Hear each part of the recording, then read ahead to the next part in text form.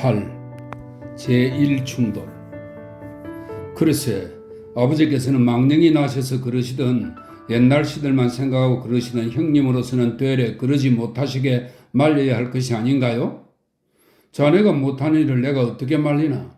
자네가 못하시게 하지 못하기나 내가 여쭈어 안 들으시기나 매한가지가 아닌가? 못하시게 하기는 고사하고 그렇게 하시도록 충동이고 다니는 사람은 누구예요? 글쎄, 이 사람아, 딱한 소리도 하네거려. 그래, 아저씨께서 누구 말은 들으시던가? 내가 다니면서 일을 꾸며놓은 것 같이 생각을 하지만 자네 어쩌자고 그런 소리를 하나? 어쨌든 이 전화한 판에 무슨 정성이 뻗쳤다고 벼랑간 10대 존이 10몇 대 존이 하는 조상의 산소 치료를 하고 있다 말씀이요? 상훈이는 문제의 산소가 몇 대조의 산소인지도 모른다. 아버지께 여쭈어 보게 그려. 상훈의 제종형 창훈이는 핏대를 올리고 소리를 높인다. 제삿날이라 10시가 넘으니까 당 내가 꾸역꾸역 모여들어서 사랑 건너방은 뿌듯하고 담배 연기가 자욱하다. 상훈이는 제사 참내는 안 해도 을에 제삿날이면 사랑에 서와서 앉았다가 음복까지 끝나야 가는 것이다. 영감님은 모든 분별을 하느라고 안방에 들어가 앉았고 사랑 큰 방에는 윗학일 노인들과 제삿밥 기다리는 노인측이 점령하고 떠든다. 듣기도 아까 8시가 넘어서 들어와서 제삿날 나다닌다고 조부에게 한바탕 꾸중을 듣고 안에서 재물 올리는 시중을 들고 있다. 일할 사람이 없어서 그러는 것이 아니라 어동육선이 조율이신이 하는 어동육수는 제사상을 차릴 때 생선은 동쪽에 고기는 서쪽에 놓는 것을 말하고요. 조율이신은 제사 때 제물을 놓을 때 왼쪽부터 대추, 밤, 배, 감 차례로 차리는 격식을 이야기합니다. 어동육선이 조율이신이 하는 절차부터 가르치기 위하여 꼭 손주를 시키는 것이다. 영감으로서 생각하면 죽은 뒤에 아들의 손으로 제사 받기는 틀렸으니까 장손에도 외손자인 덕기 하나를 믿는 것이었다. 내가 죽은 뒤에 기도를 어떤 놈이 하면 내가 황천으로 가다 말고 돌아와서 그놈의 혓바닥을 빼놓겠다고 노영감은 미리미리 유언을 해둔 터이다. 아들이 예수교식으로 장사를 지내줄까 보아 그것이 큰 걱정인 것이다. 그렇기 때문에 자기가 죽으면 호상은 사랑에 있는 지주사로 정하고 모든 초종 범절은 지금 사랑 건너방에서 상훈이와 말다툼을 하고 있는 당질 창훈이 들어 서로 의논해 하라는 것이 벌써부터의 유언이다. 아들들은 프로코트나 입고 마차나 자동차를 타고 따르든지 기생집에서 콧노래를 부르고 누워있든지 너 알아 하라고 일러두었다. 도대체 영감의 소원은 앞으로 15년만 더 살아서? 설명입니다. 15년이면 82셋이 된다. 15년만 더 살아서 안방차지인 수원집의 몸에서 아들 하나만 더 낳겠다는 것이다. 이제라도 태기가 있다면 죽을 때는 15 먹은 상제 하나는 삭각 가마를 타고 따르리라는 공상이다. 영감의 걱정이란 대개 이런 따위이다. 창피해서 입 밖에 내지는 않으나 작년 올해 있을 태기가 없어서 아들 낳는다는 보험만 붙은 계집이면 또 하나 얻어도 좋겠다는 속셈이다. 날마다 지주사는 아랫방 마루 안에 놓인 약장 앞에서 15년 더 살 약과 아들 낳을 약을 짓기에 겨울에는 발이 빠질 지경이다. 그러나 이 영감이 15년을 더 사는 동안에는 호상 차지할 만늙은 지주사와 50 넘은 창훈이가 먼저 죽을지 모를 것이다. 대관절 대동보소를, 대동보소는 동성동본에 딸린 모든 파보를 합쳐놓은 대동보 편집 일을 맡아 하는 곳입니다. 대관절 대동보소를 이리 옮겨온 것도 형님이 아니오. 상훈이는 또 종형을 또 들이댔다. 옮겨오고 말고가 있나? 그런 일이란 집안 어른이 하셔야 할 것이오. 나는 영감님 심부름만 한 게 아닌가? 자네는 나만 보면 덜컹거리네만은 대관절 내가 뭘 잘못했단 말인가? 창훈이는 다시 순탄한 목소리로 눅진눅진 대거리를 하고 앉았다. 그야 큰데 형님 말씀이 옳지요. 또 사실 사무소를 둘만한 곳이 어디 있습니까? 옆에 앉았던 젊은 재종이 창훈이 편을 든다. 대동보수로 모두 얼마나 쓰셨소? 상훈이는 자기 부친이 족보 인시하는데 적어도 3, 4천 원은 그럭저럭 부스러 떨었으리라고 생각하는 것이었다. 그 역시 나도 모르지. 장부에 뻔한 것이요 회계본회가 있으니까.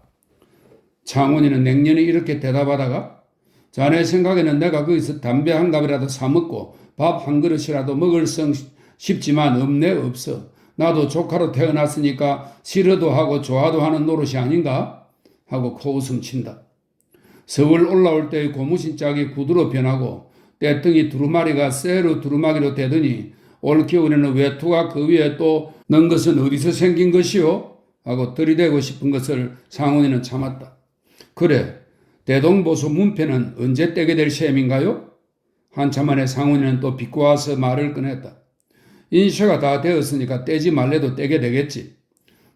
그러니까 일거리가 이제는 없어져서 여관 밥값들이 밀리게 되니까 또 새 일거리를 꾸며냈단 말이지. 좌중은 아무도 대꾸를 안 하고 조용했다. 수화동 조의관댁 문지박 없는 소설 때문에는 언제부터인가 조시 대동보소라는 넓은 기다란 나무패가 붙기 시작했다. 그걸 이태 동안 무릇 조시라고 하는 종시 쳐놓고 안 드나드는 사람이 없게 되었다. 종시. 보도 듣도 못하던 종시의 사태가 났던 것이다. 그 종시가 상훈에게는 구살머리 쩍고 못마땅했다. 그러나 조의관은 그 무슨 규모로도 이 종시들, 할아버지 아저씨하고 덤벼드는 시골 고라리 젊은 애들을 며칠씩 묵혀서는 노잔양 주워 내려보내는 것이었다. 조의관에게는 평생의 오입이 세 가지 있다.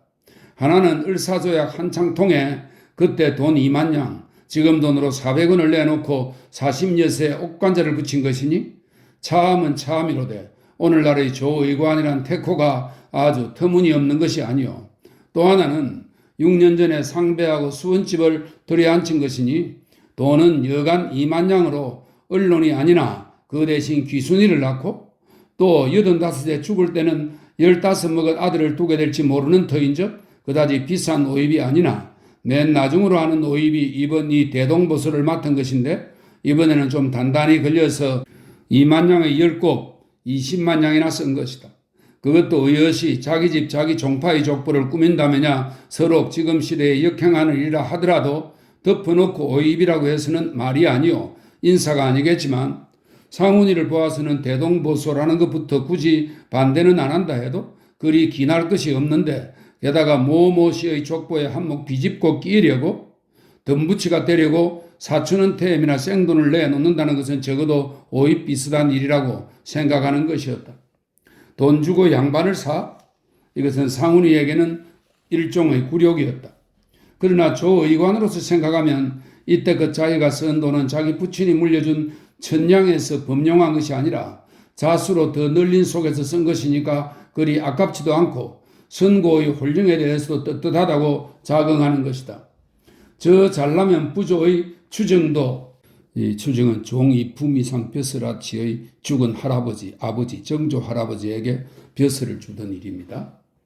저 잘나면 부조의 추정도 하게 되는 것인데 있는 돈 좀 들여서 양반되기로 남이 웃기는 세로에 그야말로 이현 부모가 아닌가 하는 요량이다. 이현 부모는 자식의 공적으로서 부모를 명예롭게 하는 일을 말합니다. 이현 부모가 아닌가 하는 요량이다.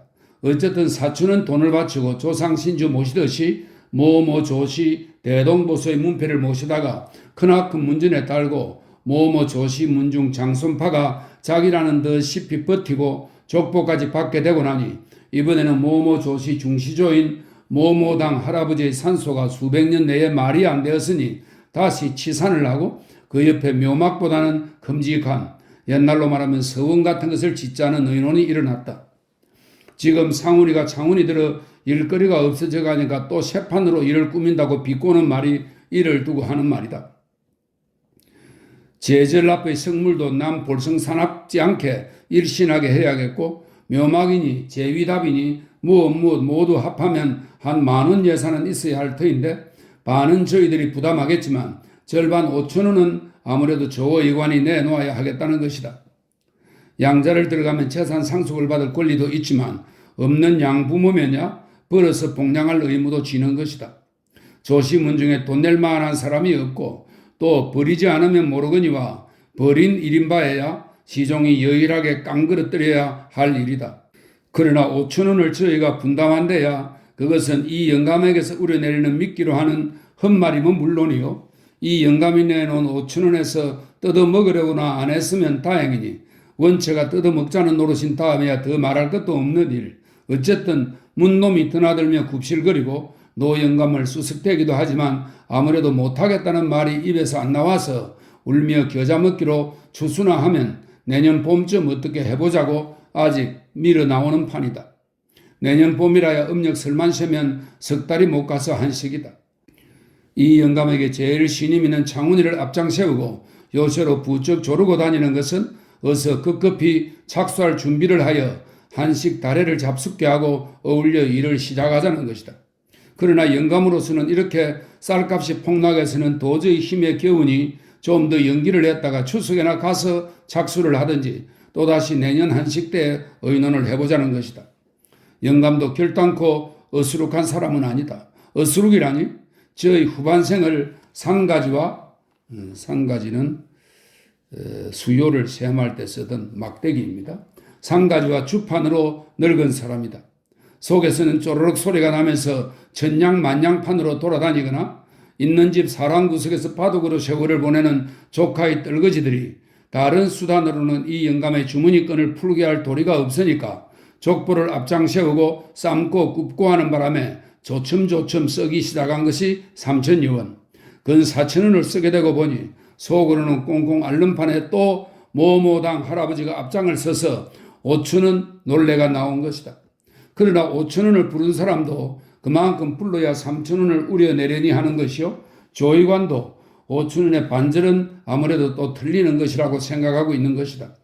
그것도 죽을 날이 얄팍하게 가니까 조시문중에서 자기가 둘째 중시조나 되는 셈 치고 이 세상에 남겨놓고 가는 기념사업이라는 생각도 없지 않아서 해버리는 노릇이다.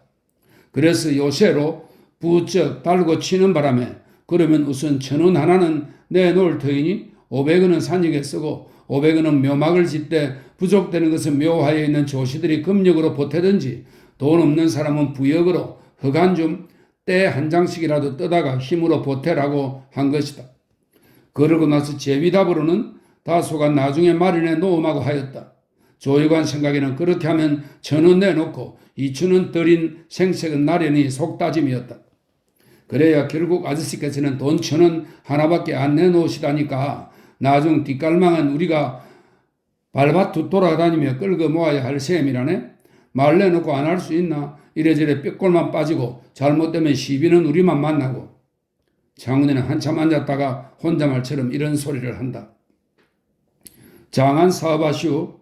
모모당 할아버지가 묘막 지어달라고 제절 앞에 성물이 없어서 호젓하다고 하십니까?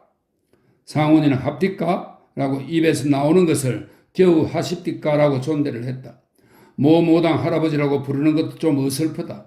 예수 교인이라 하여 자기 조상을 존경할 줄 모르는 것이 아니라 부친이 새로 모셔온 십몇 대조 할아버지라 하니 좀 낯선 때문이다. 그런 소린 아예 말게. 자네는 천주학을 하니까 이런 일에는 반대인지 모르지만 조상 없이 우리 손이 어떻게 퍼졌으며 조상 모르는 사람이 이 세상에 어디 있단 말인가. 어떻게 우리 조씨가 그렇게 해서 남에 빠지지 않고 자자손손이 번창해 나가야 하지 않겠나? 장훈이는 못마땅한 것을 참느라고 더욱 이죽이죽 대거리를 한다. 조가 이 집이 번창하려고 조상의 음덕을 입으려고 하지만 꾸어온 조상은 자기네 조상부터 돕는답디다. 상훈이는 불끈하여 소리를 높이며 또 무슨 말을 이으려다가 마루 끝에서 영감님의 기침 소리가 나는 바람에 좌우 방안은 괴괴해졌다. 왜들 뜨더니 화를 참는 못마땅한 강강한 소리 목소리와 함께 건너방 문이 활짝 열린다. 방 안의 젊은 애들은 우중우중 일어서며 상훈이는 윗목으로 내려섰다. 방 안에서는 더운 김이 서린 담배 연기가 뭉긋뭉긋 흘러나온다. 이게 굴뚝 속이지 젊은 것들이 무슨 담배를 이렇게 피우며 주책 없는 소리들만 시부렁대는 거냐? 영감은 방 안을 들어서며 우선 나무라 놓고 아랫목으로 가서 앉으며 자기의 발끈한 성미를 속으로 간정하려는 듯이 목소리를 가라앉혀서 어서들 앉아라 하고 무슨 잔소리를 꺼내리는지 판을 차린다. 영감은 제 청을 다 배설해 놓고 시간을 기다리느라고 사랑으로 나오다가 종영제 간의 말다툼을 가만히 듣고 쓰다가 참을 수 없이 뛰어든 것이다. 너 어째 왔니? 오늘은 예배당에 안 가는 날이냐? 영감은 얼굴이 발끈 취해 올라오며 윗목에 숙이고선 아들을 쏘아본다. 어서 가거라. 여기는 너 올 때가 아니야. 이 자식아, 나이 50줄에 든 놈이 절딱서니가 없이 무엇이 어쩌고 어째? 조상을 구워왔어? 구워온 조상은 자기네 자손만 도와? 배우지 못한 자식. 영감은 금세 숨이 넘어가려는 사람처럼 헐떡거리며 벌건 목에 푸른 힘줄이 벌렁거린다. 상훈이는 여전히 고개를 숙이고 한 구석에 섰다. 너도 내가 낳아놓은 자식이면야 사람이겠구나? 부모의 혈육을 타고났으면 조상은 알겠구나? 가사 젊은 애들이 주책 없는 소리를 하더라도 꾸짖고 가르쳐야 할 것이 되래 철부지만도 못한 소리를 텅텅 하니 이게 집안이 되려고 이런 거란 말이냐? 안 되려고 이런 거란 말이냐? 여기서 영감은 숨을 잠깐 돌리고 나서 다시 목청을 돋운다. 이 집안에서 나만 눈을 감아 보아라. 집안 꼴이 무해되나? 가거라. 썩썩 나가거라. 조상을 구워왔다니 너는 너의 아비도 구워왔겠구나? 구워온 아비면야 조금도 너에게는 도울 게 없을 게다. 다시는 내 눈앞에 떠일 생각도 마라. 오른손에 했던 장죽을 격금대 모양으로 들었다 놓았다 내밀었다 들이켰다 하며 펄펄 뛴다. 사촌은 돈이나 드는 줄 모르게 드린 것을 속으로 앓고 또 앞으로 돈 쓸 걱정을 하는 판에 애를 써 해놓은 일에 대하여 자식부터라도 그따위 소리를 하는 것이 귀에 들어오니 이래저래 화는 더 나는 것이다. 게다가 원래 못마땅한 자식이요. 또 오늘은 친기라 제사 반대꾼을 보니 가만히 있어도 무슨 야단이든지 날 줄은 누구나 짐작했지만 마침 거리가 좋아서 야단이 호되게 된 것이다. 아니에요. 그런 말씀이 아니에요. 아저씨께서 잘못 들었습니다. 보외다. 상훈이는 속으로는 시원하다고 생각하면서도 인사처리로 한마디 했다. 잘못 듣다니 내가 일용증, 귀목음입니다. 내가 일용증이 있단 말인가? 그만해 두세요. 상훈군도 달래 그렇겠습니까? 이 전화랑 통해 꿈쩍하면 돈이니까 그것을 걱정해서 그러는 것이죠. 상훈이는 이런 소리도 했다. 그러나 상훈이로서는 때리는 사람보다 말리는 놈이 더 미웠다. 누가 돈 쓰는 것을 아랑곳하랬나? 누가 저대로 돈을 쓰라니 걱정인가? 내 돈 가지고 내가 어떻게 쓰든지. 아버지께서 하시는 일에 조금 뜸해지며 부친이 쌈지를 풀어서 담배를 담는 동안에 상훈이는 나직이 말을 꺼냈다. 돈 쓰신다고만 하는 것도 아닙니다만은 어쨌든 공연한 일을 만들어내는 사람들이 첫째 잘못이라 말씀입니다. 무에 어째 공연한 일이란 말이냐? 부친의 의기는 좀 낮추어졌다. 대동보수만 하더라도 족보 한 질에 50원씩 매었다 하니 그 50원씩을 꼭꼭 수봉하면 무엇하자고 3, 4천 원의 가외로 들겠습니까? 3, 4천 원은 누가 3, 4천 원 썼다든? 영감은 아들의 말이 옳다고는 생각했으나 실상 그 3, 4천 원이란 돈이 족보 박는 데에 직접으로 들어간 것이 아니라 모모 조시로 무한 집의 개통을 이어서 일문일족에 끼일이 한 적, 군 식구가 늘면 양반의 진국이 묽어질까 보아 반대를 하는 축들이 많으니까 그 입을 씻기 위하여 쓴 것이다. 그렇기 때문에 마치 남봉 자식이 남봉 핀 돈 액수를 줄이듯이 이 영감도 실상은 한 1,000원 썼다고 하는 것이다. 중간에 협잡배는 이런 약점을 노리고 우려 쓰는 것이지만 이 영감님으로서는 성한 돈 가지고 이런 병신구실을 해보기는 처음이다. 그야 얼마를 쓰셨던지요. 그런 돈은 좀 유리하게 쓰셨으면 좋겠다는 말씀입니다. 제하자 유구무원의 시대는 지났다 하더라도 노친 앞이라 말은 공손했으나 속은 달랐다. 어떻게 유리하게 쓰란 말이냐? 너같이 5, 6천 원씩 학교에 뒤밀고 제 손으로 가르친 남의 딸자식이 유인하는 것이 유리하게 쓰는 방법이냐? 아까부터 상훈의 말이 화로가에 앉아서 폭발탄을 만지작거리는 것 같아서 위태위태하더라니 겨우 간정대리는 영감의 감정에 또 불을 붙여놓고 말았다. 상훈이는 의가 없어서 얼굴이 벌개진다. 부친의 소실 수원집과 경의 모녀와는 공교이도 한 고양이다. 처음에는 깜짝같이 속여왔으나 수원집만은 연줄연줄이 닿아서 경의 모녀의 코빼기도 못 봤건만 소문을 뻔히 알고 따라서 아이를 낳은 뒤에는 집안에서 다 알게 되었던 것이다. 듣기 자신부터 수원집의 입에서 대강 들어간 것이다.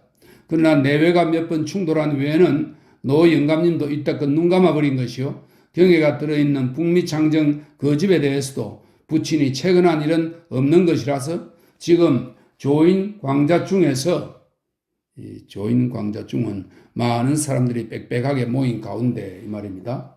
조인 광자 중에서 아들에 대하여 학교에 돈 쓰고 제 손으로 가르친 남의 딸 유인했다는 말을 터놓고 하는 것을 들으니 아무리 부친이 홧김에 한 말이라 해도 듣기에 괴란쩍고 부자간이라도 너무 야속했다. 이 괴란쩍다는 말은 얼굴이 붉어지도록 부끄러운 느낌이 있다는 그런 말입니다. 듣기에 괴란쩍고 부자간이라도 너무 야속했다. 아버지께서는 너무 심한 말씀을 하십니다마는 어쨌든 세상에 좀 할 일이 많습니까? 교육사업, 도서관사업, 그 외에 지금 조선의 자전 편찬하는데 상훈이는 조심도 하려니와 귀를 누겨서 차근차근히 이왕지사 말이 나왔으니 할 말을 다 하겠다는 듯이 말을 이어나가려니까 또 벼락이 내린다. 듣기 싫다. 누가 너에게 그따위 설교를 듣자든 어서 가거라. 하여간의 말씀입니다. 지난 일은 어쨌든 지금 이 판에 벼랑간 치산이란 당한 일입니까? 치산만 한데도 모르겠습니다만 서원을 짓고 유생들을 몰아다 놓으시렵니까? 돈도 돈이거니와 지금 시대에 당할 일입니까? 상훈이는 아까보다 좀 어기를 높여서 반대를 했다. 잔소리 마라. 그놈 나가라니까 점점 더하고 섰구나. 내가 뭘 하든 너가 무슨 상관이란 말이냐. 내가 죽으면 동전 한 입이라도 너를 남겨줄 줄 아니? 너는 이후 아무리 굶어 죽는다 해도 한 푼 없다. 너는 없는 새만 칠 것이니까 너희들도 다 떨어두어라. 하고 좌중을 돌려다 보며 말을 잇는다. 내 재산이라야 얼마 있는 게 아니다마는 반은 덕기에게 물려줄 것이요. 그 나머지로는 내가 쓰고 싶은데 쓰다 남으면 공평히 나누어주고 갈 테다. 공정인을 세우든 변호사를 불러대든 하여 뒤를 깡그리 떨여 놓을 것이니까 너는 이제는 남된 셈만 쳐라. 내가 죽으면 너가 머리를 풀 테냐? 그 상을 입을 테냐? 영감은 사실 땅 문수도 차츰차츰 덕기의 명의로 바꾸어 놓아가는 판이요. 반은 자기가 쓰다가 남겨서 수원집과 막내딸의 명의로 물려줄 생각이다. 만일에 15년 더 사는 동안에 아들 하나를 더 본다면 물론 그 아들을 위하여 반은 물려줄 요량도 하고 있는 터이다. 이때까지 술이 취하면 주정으로 이런 말을 하는 것을 듣기도 했지만 오늘은 징기라 하여 술 한잔 안다신 이 영감이 맑은 정신으로 여러 젊은 애들 앞에서 떠들어 놓는 것은 처음이다. 그래야 이 방중은 고사하고 이 집안 속에서 자기 편을 들어줄 사람이라고는 하나 없구나 하는 생각을 하니 상훈이는 새삼스레 고독을 느끼고 모든 사람이 야속했다. 애미애비도 모르고 계집 자식도 모르는 너 같은 놈은 고생을 좀 해봐야 한다. 내가 돈이 있으니까 너가 한 달에 한 번이라도 들여다보는 것이지 내가 아무것도 없어 보아라. 돌아다 보기는 그냥 고래장이라도 좋기 지낼 놈이 아니냐. 어서 나가거라 이 자식. 조상을 구워왔다는 자식은 조가가 아니다. 하고 노인은 벼랑간 벌떡 일어나서 아들을 떼밀며 내 쫓아내는 듯이 덤벼든다. 젊은 사람들은 와 덤벼들어서 가로막는다. 상훈이 어서 나가게 흥분이 되셔서 그러시니까 상훈이는 상훈이를 끌고 마루로 나왔다. 부친이 망령이 나르라고 그러는지 모르겠으나 젊은 사람들이나 자식 보는데 창피스럽기도 했다. 상훈이는 안방으로 들어가는 수도 없고 아랫방에도 듣기 또래의 아이들이 모여 있으니 거리 갈 수도 없다. 하는 수 없이 모자를 집어 쓰고 축대로 내려오니까 듣기가 아랫방에서 나와서 떨로 내려온다. 아랫방으로 들어가시죠. 듣기는 민망한 듯이 이렇게 부친에게 말을 걸었으나 부친은 잠자코 나가버린다. 9. 제2충돌. 파제산날 아침에도 간밤 2시에나 취침한 영감이 꼭두 식전에서 일어나서 이날은 사랑에서 자는 사람이 많아서 영감은 안방에서 잤다. 꼭두 식전에 일어나서 아침 술 석 잔을 마시고 사랑으로 나갔다. 밤을 새다시피 한 젊은 사람들을 들쑤셔 깨우려는 생각이었다. 그러나 영감이 사랑으로 막 나가자 사랑편에서 방문을 우당퉁탕 여닫는 소리가 나고 지끌지끌하는 소리가 안방에 앉아있는 수원집의 귀에까지 들렸다. 부엌에서 어제 휩쓸어 두었던 그릇을 설거지하던 손주 며느리가 깜짝 놀라서 귀를 기울이다가 옆에서 쌀을 일고 섰는 어멈들어 나가보고 들어오라고 재촉을 하려니까 안방에서도 어멈 사랑에 좀 나가보고 들어오게 하고 소리를 친다. 뛰어나갔던 어멈은 단걸음에 대짚어 뛰어들어오면서 에구 안방마님 어서 나가보세요. 큰일 났어요. 영감 마님께서 떼돌에 미끄러져서 넘어지셨어요. 하고 소리를 친다. 무엇? 안방에서는 수원집이 경풍을 해서 이 경풍은 경증이 발작할 때 몸이 뻣뻣해지고 오랫동안 정신이 흐려지는 증상입니다. 안방에서는 수원집이 경풍을 해서 뛰어나와서 고무신 짝을 거꾸로 꿰듯이 사랑으로 내달았다.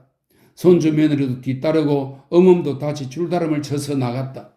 안방 계집애년도 뛰어나왔다. 그 바람에 안방에서는 어린애가 잠을 깨어 킹킹대며 울기 시작했다. 건너방에서 아침잠이 뭉긋이 들었던 덕기는 그제야 눈이 띄어서 왜 그러니?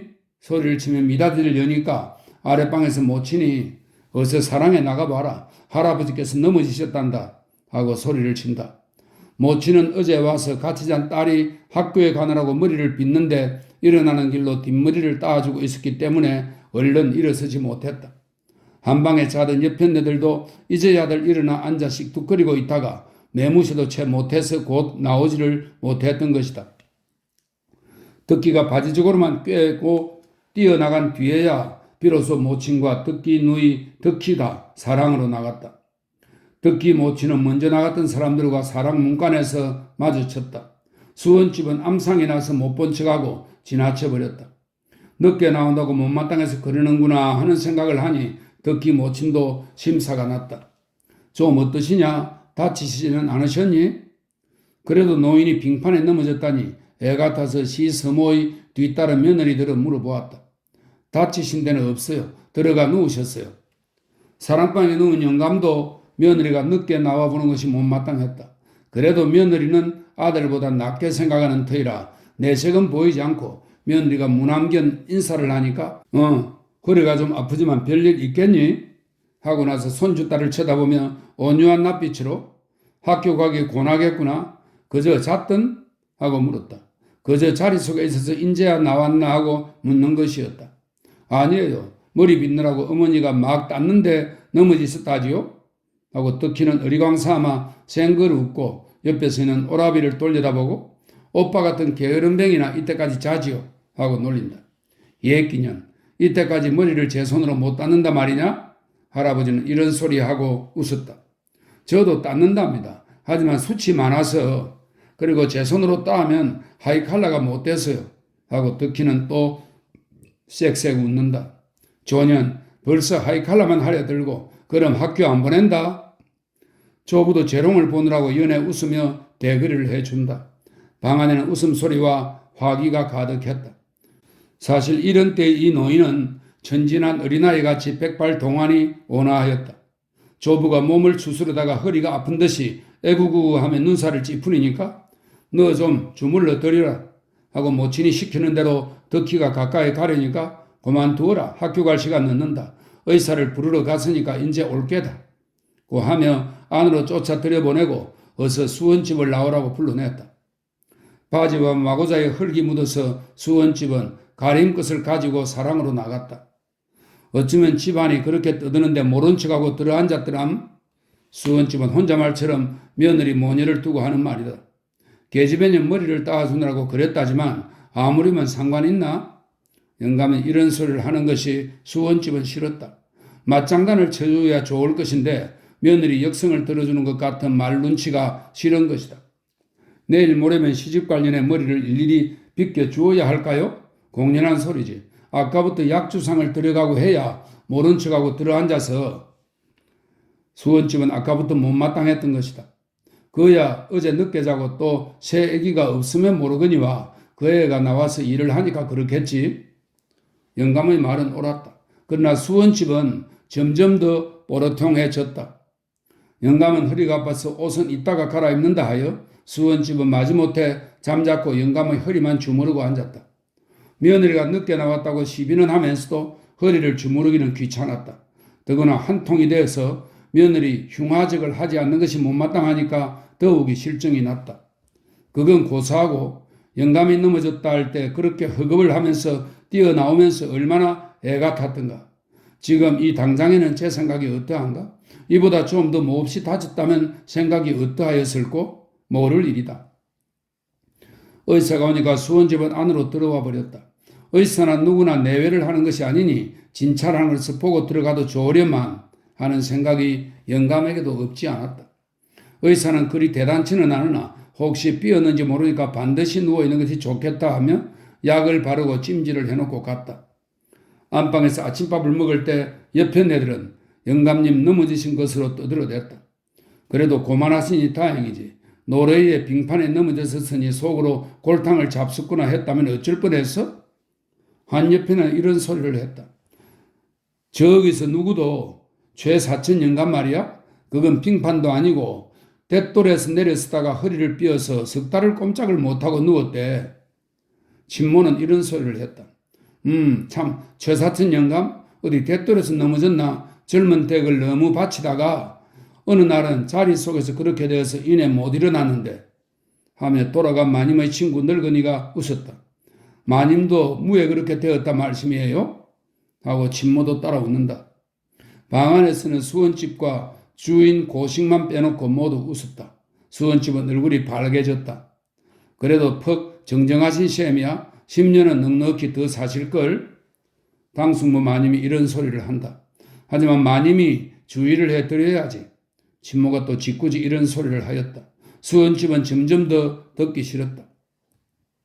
감기로 버티시기는 하지만 이제는 아주 거짓말 못하세요. 살 만큼도 사셨지만 듣기 못치는 무심코 이런 소리 했지만 수원집은 귀에 예사로이 들리지 않았다. 그래도 더 사셔야지. 전량만 컸다. 저런 귀한 마님과 따님이 있겠다. 어제 제사받은 마님의 생전 친구라는 노인은 이런 소리를 한다. 그러나 저런 귀한 마님이라는 말이 또 수원집의 귀를 거슬렸다. 아까부터 모두들 자기만을 놀리는 것 같다 점점 더 심사가 좋지 못한 것이다. 더 사시기로 무얼 보시겠어요? 그저 돌아가실 때 되면 편안히 돌아가시는 게 좋지요. 듣기 못치는 또 이런 소리를 했다. 물론 무슨 생각이 있어 한 소리는 아닐 것이요. 자기가 세상이 신선하니까 무심코 한 말일 것이나 수원집은 매섭게 눈을 뜨고 쳐다본다. 말을 해도 왜 그렇게 해? 수원집은 손이 며느리의 밥술이 들어가는 입을 노려보다가 한마디 톡 쏘았다. 무엇을 말인가? 듣기 못친에게는 당순모요? 수원집에게는 사촌 동서뿌린 노마님이 영문을 모르는 듯이 탄한다. 아니 글쎄 말이에요. 어서 돌아가셨으면 좋을 것 같이 말을 하니 말씀이죠. 그게 무슨 소리야? 내가 언제 어서 돌아가시라고 했단 말이야? 하고 듣기 못친도 눈을 동그랗게 뜨고 쳐다보다가 사람 잡겠네? 하고 코웃음을 치고 먹던 것을 먹는다. 두 암상이 마주쳤으니까 그대로 우물쭈물하고 싱겁게 떨어지지 않을 것이다.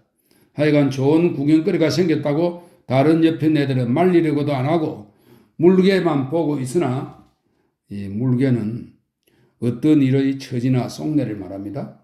물개만 보고 있으나 손주 며느리는 애가 부등부등 쓰였다. 그래 내 말이 틀린다 말이야. 그야말로 참 사람 잡을 소리 하네. 나만 들었으면 모르겠지만은 다른 사람들은 그만두고 이 손주 며느리 들어 물어봐도 알 일 아닌가. 죽을 때가 되건 어서 죽어야 한다고 당장 한 소리를 잊어버리지는 않았겠지. 수원집은 밥술도 짓고 아주 시비판을 차리는 모양이다. 그래 내가 아버지께서 돌아가시라고 그랬어? 아버지께서 더 사신대야 시원한 꼴을 못 보실 테니까 그게 가엾이다는 말이지. 듣기 못치는 말끝 흠잡힌 것이 분하기도 하거니와 해옥을 하기가 좀처럼 어렵게 된 것이 더 분했다. 왜 시원한 꼴을 못 보신다 말이야? 누구 때문이기에? 누구 때문이기래라니? 나 때문이라 말이야? 듣기 못침도 발끈하였다. 자기 입으로도 그러네. 아드님을 잘 두셨다고. 아드님을 잘 두셨든 못 두셨든 자기가 낳아놓았으니 걱정인가? 누구나 내 똥구린 줄은 모르겠다. 뭐 어째? 내가 구린 게 뭐야? 구린 게 있건데 돼요. 뭐에 구리다 말이야?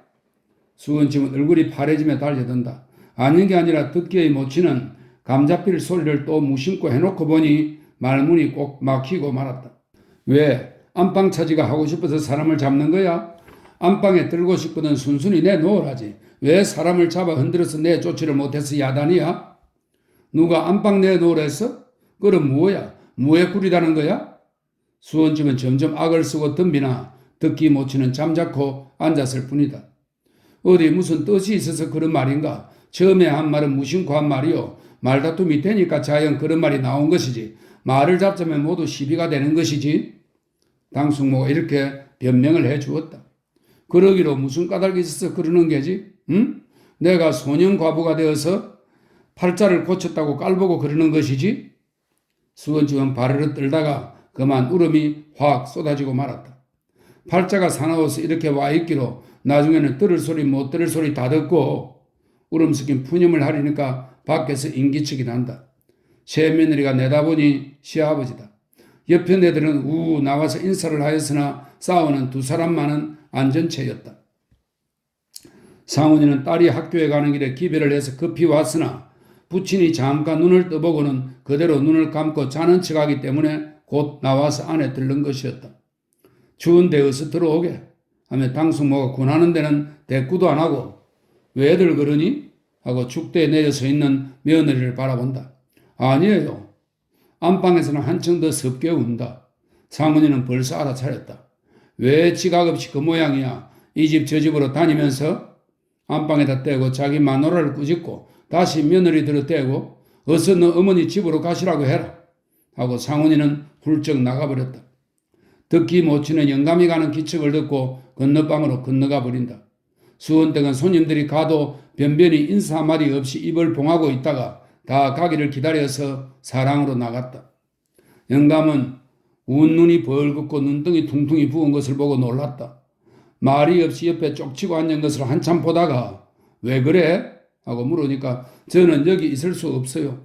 여관 구석으로든지 어디로든지 나갈 테야요. 하고 눈물이 걸성걸성해진다. 영감은 놀라면서도 화가 났다. 무슨 주책 없는 소리야. 왜 그러는 거야? 말을 시원히 해야지. 하고 소리를 벼락같이 질렀다. 나중에 차차 아세요. 전 어쨌든지 나가요. 하고 수원집은 참 정말 당장 나갈 듯이 막 잘라 말을 하고 일어선다. 영감은 일어나려야 일어날 수 없는 몸이다. 성한몸 같으면 급한 성미에 벌떡 일어나서 머리채라도 휘어잡을지 모르나 꿈쩍할 수 없다. 거기 앉아. 왜 사람이 그 모양이야? 하고 몸을 놀리지 못하느니만치 소리만 고래고래 높아간다. 수원집은 잠자코 반 칸통이나 떨어져 앉았다. 누구하고 싸운 거야? 며느리와 평시부터 맞지 않는 것은 알지만 며느리와 싸웠느냐고 묻기는 싫었다. 제가 아무리 이렇게 일에게 들어와 있기로 어쨌든 아래 사람인데 아래 사람에게 입에 담지 못할 욕을 먹고서야 어떻게 한신들 붙어 있을 수가 있겠습니까? 누가 뭘 하기에? 특히 어머니 영감님은 어서 돌아가셔야 하고 저는 제 똥이 군인 줄 모른다고 제 멋대로 야단이니 이 댁은 며느리만 사람입니까? 그게 무슨 소리란 말인가? 그럴 법이 있나? 그 애가 그런 애는 아닐 텐데. 영감은 노기를 감추고 도리어 나무라는 어조이다. 영감은 그렇게밖에는 할 말이 없었다. 그래도 영감께서는 그런 소리를 하시죠. 내 말씀 못 믿으셔도 며느리 말은 믿으시겠다는 말씀이죠. 또 발끈하며 대들었다. 잔소리 말어. 이 집안에는 그래 어른이 없고 예절도 없다는 말이냐? 그래 그런 소리를 좀 들었다기로 나간다는 것은 무슨 당치하는 소린가? 이 집안에는 듣기 뭐만 있고 듣기 뭐를 바라는 이 집에 와서 사는 거라 말인가? 생각을 좀 해보아. 그만 요량은 들었을 게 아닌가? 영감은 천천히 나무랐다. 수원집은 당신 말씀이 옳소이다 하는 듯이 고개를 숙이고 앉았다. 새삼스럽게 이 영감의 말에 감동이 되어서 마음을 돌렸으랴? 처음부터 나간다는 것은 한번 터집을 잡고 말썽을 만들어 보자는 것이다. 그리고 아무려면 나더러 어서 죽으라고야 할까? 설사 그런 악독한 생각이 있기로서니 제 속에 넣어둘 게지 입 밖에 낼 리야 있나? 그래 당장에 내 귀에 들어올 것을 알면서 자네 듣는데 그런 소리를 할 사람이 있단 말인가? 역시 며느리 두두만 하는 것 같이 들렸다. 그런 생각이 노상 마음속에 있으니까 무심중간에 나오는 것이지요. 암상 많은 사람이 발끈하면 무슨 말을 아니하겠습니까?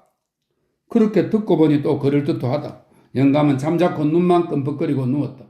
그래, 무엇 때문에 그 애가 나 죽기를 바란다 말인가? 하고 말을 시켜보려 한다. 무엇 때문은 무엇 때문이에요? 영감 돌아가시면 나는 자인이 밀려나갈 테니까 그러면 제가 안방 차지를 하고 아들 내외와 재미다랗게 살자는 것이죠. 듣고 보니 그 역시 그럴듯도 하다. 영감은 잠자코 화를 찾는다. 그래, 자네한테는 무에 구리다든가? 영감의 입에서 또 그런 소리 말라고 달래는 듯 나무라는 듯 하는 소리가 나오지 않은 것을 보니 영감의 마음이 차차 돌아서는 기미이다. 수원집은 좋아라고 얼굴을 쳐든다. 누가 압니까? 제가 못된 짓을 하는 것을 본 게지요?